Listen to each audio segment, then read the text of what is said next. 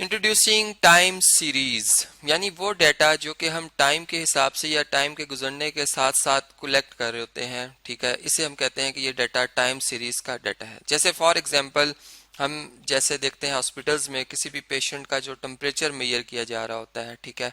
वो हर घंटे बाद देखा जा रहा होता है और एक फाइल में रिकॉर्ड रखा जा रहा होता है। बेसिकली वो जो हम रिकॉर्ड बना रहे हैं, वो हम एक जो डाटा बना रहे हैं, वो टाइम सीरीज का डाटा है। इसी तरह किसी लेबोरेटरी में भी अगर कोई एक्सपेरिमेंट होना है तो टेम्परेचर को मेजर किया जाता है और वो जो पर आवर या जो भी उन्होंने प्रीवियस जो भी आप समझ सकते हैं इंटरवल के बाद टेम्परेचर को मेजर करके रखा हुआ है, बेसिकली वो डाटा चूंकि टाइम के हिसाब से उन्होंने मेजर करके रखा हुआ है, इसलिए हम कहेंगे वो टाइम सीरीज का डाटा है, ठीक है,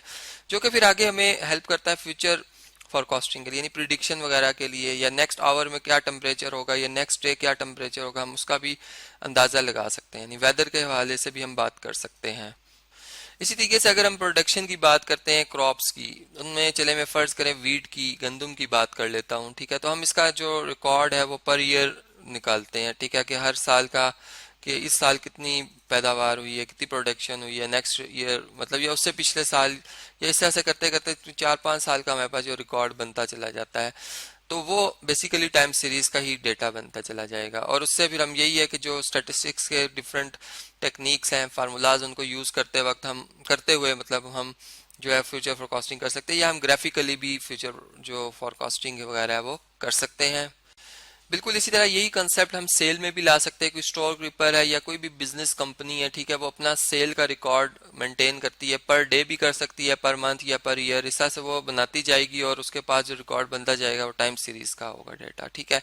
इसी कंपनी जैसे एयरलाइन कोई है या कोई रेलवे कंपनी है या कोई बसेस की कंपनी है, ठीक है, वो अपने पैसेंजर का रिकॉर्ड बनाते जाएंगे कि पर डे उनके पास कितने पैसेंजर्स आए हैं, ठीक है, या अगर पर वीकेंड वो कर सकते हैं, ठीक है, या इसी तरीके से वो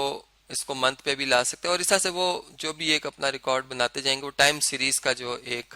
डेटा है वो हमारे पास बनता चला जाएगा। या अगर हमें और इसको देखें इस तरह से तो जो किसी की कॉलेज है या स्कूल या यूनिवर्सिटी में जो एनरोलमेंट होती है स्टूडेंट्स की पर ईयर, वो पिछले साल का रिकॉर्ड रखेंगे अपने पास। पिछले साल हमारे पास फर्स्ट करें 2000 मैं कहता हूँ 10 में इतने स्टूडेंट्स थे, ठीक है, 200 थे, फिर 2011 में फर्ज करें 300 हो गए हैं, या इसी तरह 12 में 350 हो गए, तो ये एक जो रिकॉर्ड बनता चला जाएगा, इसे हम कहेंगे टाइम सीरीज का डेटा है, ठीक है।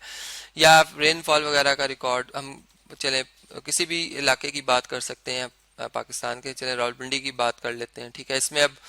हम कोई भी मंथ सेलेक्ट कर लें, या हम ऐसा भी कर सकते हैं कि एक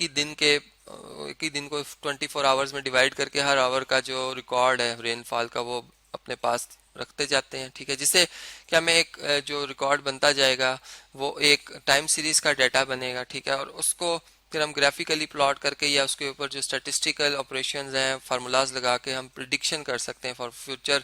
आवर के लिए, अगर पर आवर मैंने लिया कि नेक्स्ट आवर में कितनी बारिश होने के चांसेस हैं, ठीक है। तो अब ये तमाम जो फार्मूलाज हैं कि जिससे कि हम फ्यूचर फोरकास्टिंग वगैरह करेंगे टाइम सीरीज में, ये मैं आपको नेक्स्ट वीडियो में 1 बाय 1 डिस्कस करके समझाऊंगा।